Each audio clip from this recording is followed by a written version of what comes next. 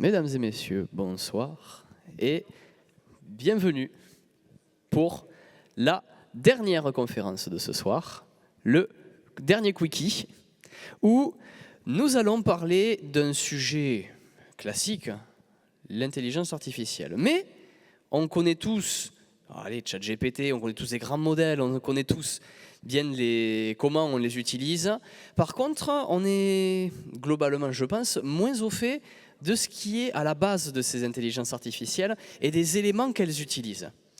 Eh bien, le sujet de ce dernier Quickie va être justement de regarder un peu sous le capot comment fonctionne l'une des premières étapes dans les IA, à savoir les vecteurs. Et ça va justement être le sujet de notre dernier Quickie aujourd'hui, transformer le monde en vecteur. Ce n'est pas une apocalypse zombie, mais c'est une apocalypse vectorielle qui va être présentée pour vous par le magnifique Florent Legras.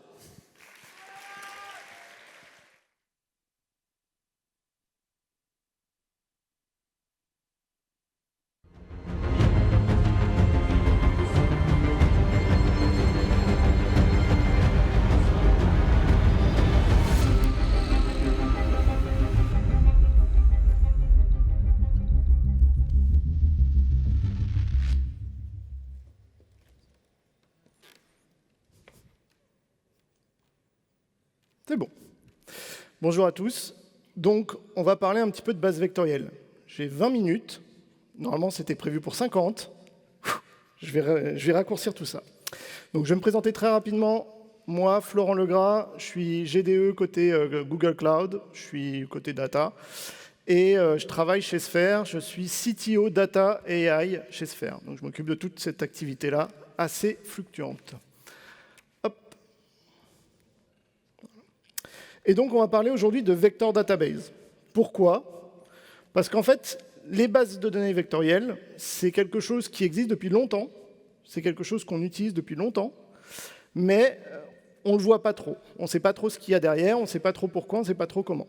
Par exemple, quand vous faites du visual search, quand vous regardez chez Google, là, que vous faites une petite recherche sur une image et que vous cherchez une image similaire, derrière, c'est de la base vectorielle.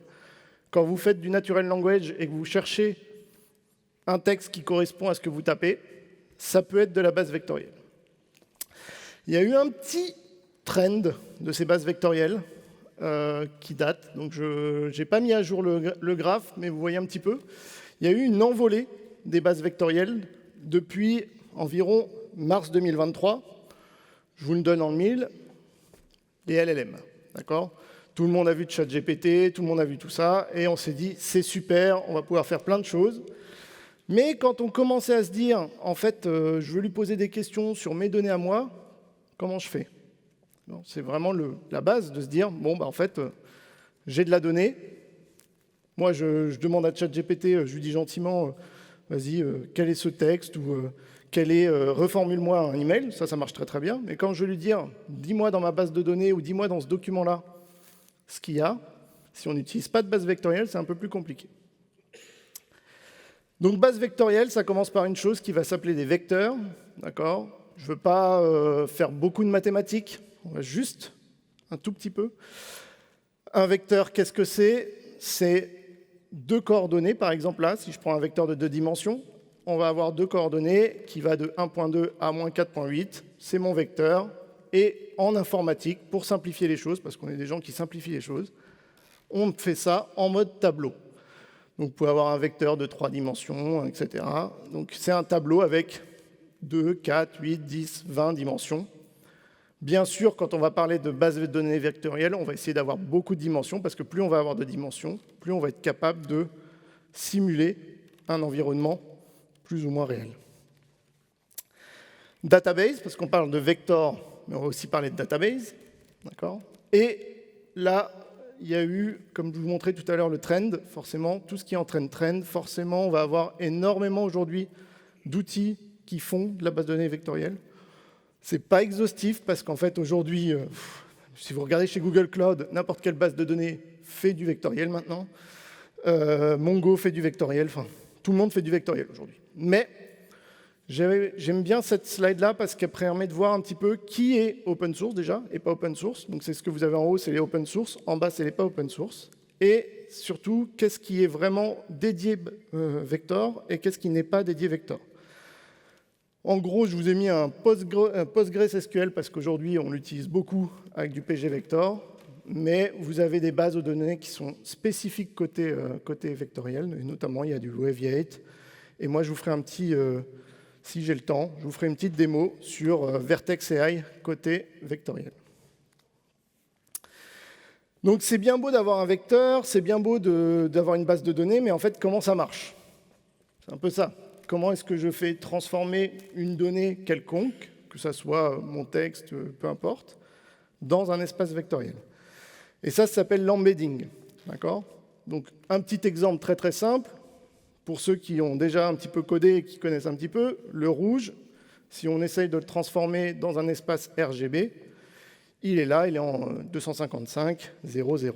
D'accord? Ça, on peut à peu près se dire que c'est une vectorisation, c'est-à-dire qu'on va transformer une information réelle dans un espace de données, dans un espace vectoriel. Ça marche bien là sur le RGB, mais quand on va commencer à faire des choses un peu plus compliquées, c'est là où les étapes vont être un peu plus complexes. Par exemple, un des premiers modèles pour transformer du texte en vecteur, c'est un modèle qui s'appelle Word2Vec. Et en fait, ce modèle, il se basait sur le fait qu'on essaye de respecter une distance entre deux choses qui sont sémantiquement pareilles. Par exemple, là, je vous ai montré un exemple. Vous avez homme et femme, d'accord, et roi et reine. Et en fait, normalement, la différence entre homme et femme et roi et reine doit être similaire à peu près, pour se dire que, sémantiquement parlant, on n'est pas loin. D'accord ? Donc ça a été un des premiers modèles.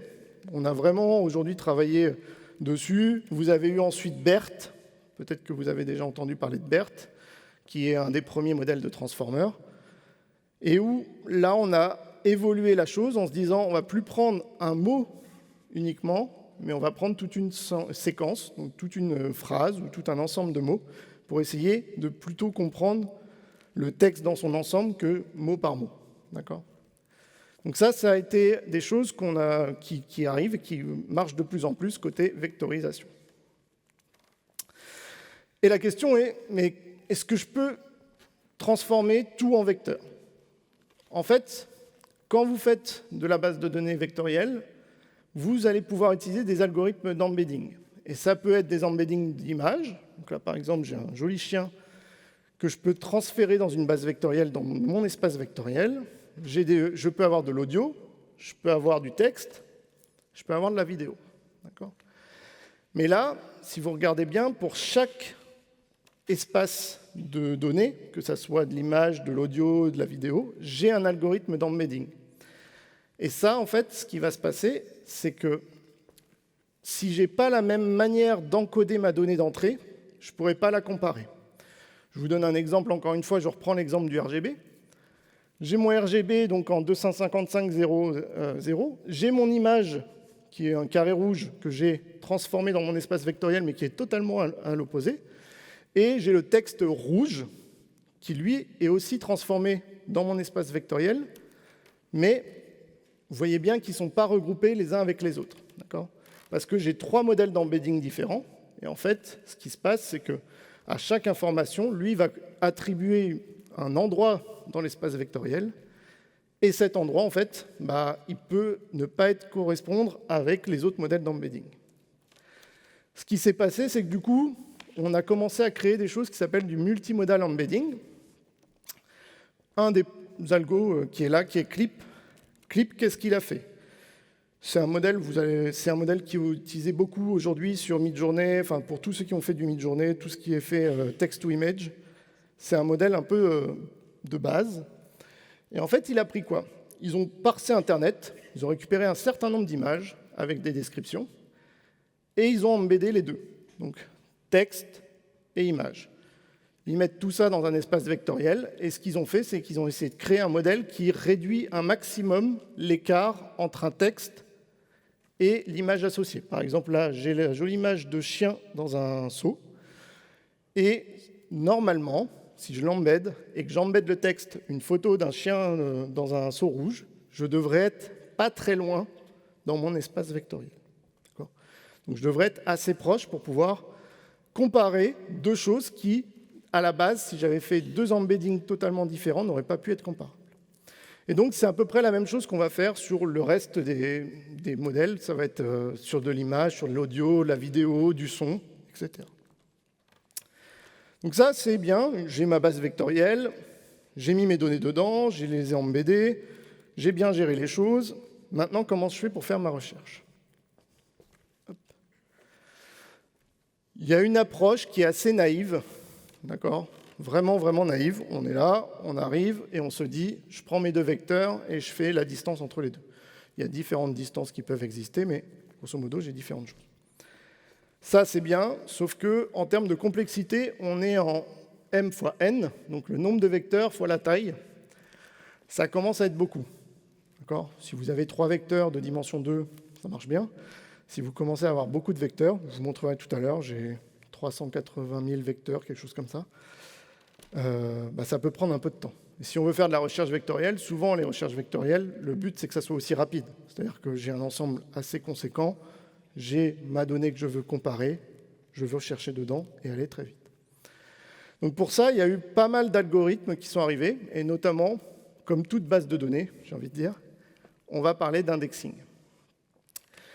Donc moi, je vais vous en présenter un, il en existe beaucoup d'autres. Il y en a un qui existe, qui est assez connu chez Facebook, qui s'appelle Face. Vous avez le ANN chez Google. Enfin, il y en a beaucoup, beaucoup. Les plus grands étant forcément les grands hyperscalers, que ce soit Facebook, Google et autres. Et celui-là, il est assez intéressant, parce que j'aime bien la philosophie. En fait, ce qui se passe, c'est que vous avez votre base vectorielle, comme ça. Et ce qu'on va faire, c'est qu'on va, de manière aléatoire, prendre que quelques points. Et on va faire un premier layer, que vous voyez. Donc le layer du bas, c'est vraiment là où vous avez tout votre espace vectoriel.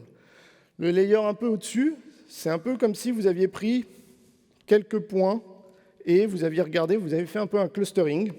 Vous avez regardé un peu les clusters et vous avez dit, je vais prendre un point dans chaque cluster et je vais le remonter. Et le layer numéro 3, c'est encore la même chose, c'est-à-dire qu'on va regarder dans cet espace-là et on va se dire, en fait, je vais prendre quelques points et je vais les remonter. Et ce qui est assez intéressant, c'est que quand il y a une recherche qui arrive, donc c'est le point rouge qui arrive là, ce qui se passe, c'est qu'on va d'abord aller sur le layer le plus haut, on va comparer avec certains vecteurs, et on va se dire, celui qui est le plus proche, c'est le point jaune qui est en haut à gauche. Et on va descendre dans le layer d'en dessous pour aller chercher le plus proche, et dans le dernier encore en dessous pour aller chercher le plus proche.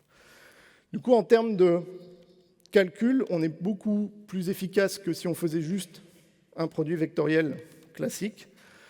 Et on va avoir du coup cette efficacité, mais on peut de temps en temps ne pas tomber sur du juste. C'est-à-dire que par exemple, on pourrait avoir pas le meilleur vecteur, celui qui est le plus proche, mais un de ceux qui est le plus proche en fonction de comment on a implémenté l'algorithme. Donc ça, c'est pour la partie indexing. Et du coup, je vois que ça avance là. Je vais vous faire un petit sommaire de ce que je vous ai présenté là, et après je vous fais une petite démo. Donc en gros, vous avez vos données qui sont sur la gauche, peu importe le type de données d'ailleurs, ça dépend si vous voulez du texte, etc. Vous avez votre modèle d'embedding, encore une fois, là c'est pareil, vous allez choisir votre modèle d'embedding, donc qui va transformer cette donnée dans un espace vectoriel. Vous avez votre base vectorielle, et dans cette base vectorielle, vous allez pouvoir définir une stratégie d'indexing. Donc, c'est pas exactement, comme je vous disais tout à l'heure, c'est pas exactement de l'index tel qu'on l'entend dans une base de données relationnelle classique, mais vous avez une stratégie d'indexing qui vous permet de travailler dessus. Et donc, je vais vous faire une petite démo. J'ai encore un petit peu de temps. Hop. Et je vais vous présenter ça. Alors, ce que j'ai pris... Je vais zoomer un tout petit peu, comme ça vous allez voir. Hop. Je suis allé chercher des données publiques, et notamment sur Kaggle. Je pense que tout le monde doit le connaître. Enfin, si vous ne connaissez pas, c'est un site de concours de machine learning, et où il y a beaucoup de choses, et notamment des datasets. Et je suis allé chercher un dataset, et ce dataset, il ressemble à ça. Vous avez un certain nombre de films, et moi, ce qui m'intéressait surtout, c'est que pour chaque film, vous allez voir là, il y a un plot. Donc il y a la description, enfin le résumé du film. Pardon. Donc en gros, j'ai tous mes films, les dates, différentes choses. le résumé. Donc ça, c'est ce que j'ai. Ce que j'ai fait au départ, et je suis resté sur Google Cloud, donc là je suis sur Google Cloud, j'ai créé mon projet, j'ai défini un modèle d'embedding, d'accord. Donc ça c'est ce que je vous disais tout à l'heure, quand je voulais vouloir faire de l'embedding. Là en l'occurrence, je veux faire du texte, donc je vais faire du texte embedding, donc c'est ce que je lui ai dit là. Et ce que j'ai fait là, c'est une petite fonction pour aller prendre chaque partie de mes vecteurs, enfin de mes données, et justement les vectoriser, d'accord. Pourquoi je ne fais pas tout d'un coup? Parce qu'en fait, j'utilise l'API de Google et il y a des quotas. Et si j'envoie mes 380 000 et quelques textes d'un coup, ça ne marchera pas. Donc je fais ça et en sortie, je vais avoir quelque chose qui ressemble à ça. Donc voilà, j'ai mon titre, l'année de la release, etc. Un plot. Et en fait, ce que moi j'ai vectorisé, c'est vraiment le résumé. Je n'ai pas vectorisé autre chose. J'ai vraiment vectorisé le résumé.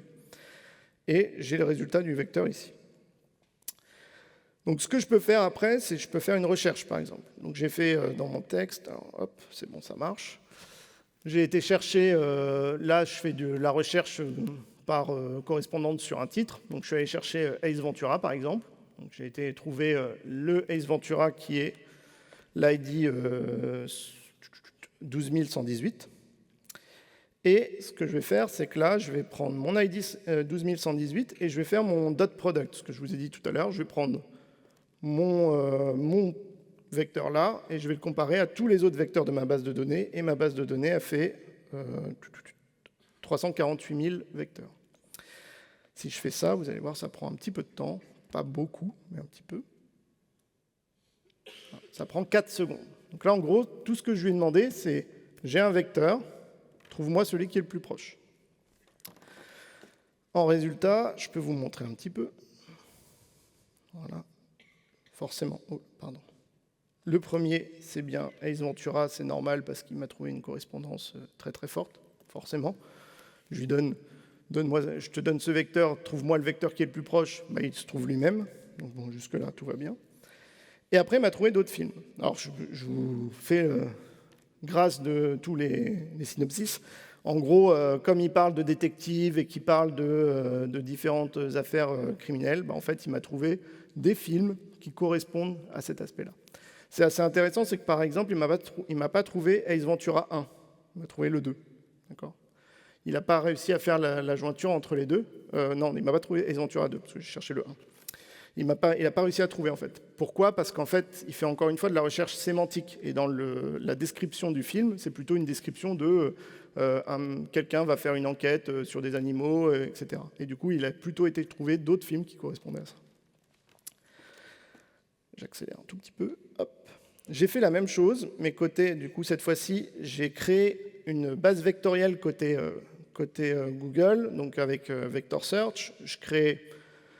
Grosso modo, je crée un fichier, je lui dis voilà les embeddings, voilà les ID. Lui, il me crée la base vectorielle derrière avec ce mécanisme qu'on a vu tout à l'heure d'indexing. Il va se dire bah là, voilà comment je t'indexe tes données. Et derrière, moi, je peux faire un appel à l'API. Et ce que j'ai fait, donc je vous montre ici. Donc j'ai créé deux descriptions de films, une en anglais et une en français. Je les ai embeddé, d'accord. Donc j'ai utilisé la même fonction d'embedding que pour embedder mes descriptions de films. Et je vais trouver la similarité.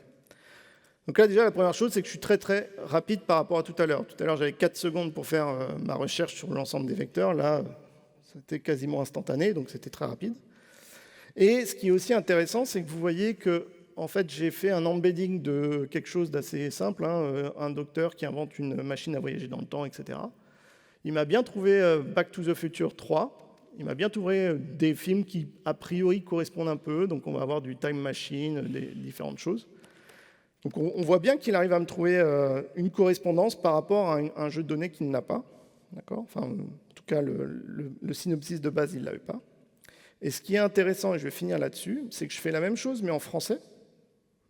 C'est-à-dire que je vais donner vraiment le même texte, mais en français. Et ce texte en français, il va quand même réussir à me sortir le sens sémantique de ce texte, me le projeter dans l'espace vectoriel et me sortir des résumés de films qui correspondent, malgré le fait qu'ils étaient en anglais, à ce que j'ai pas tapé en français. Hop. Et merci beaucoup. 53 000.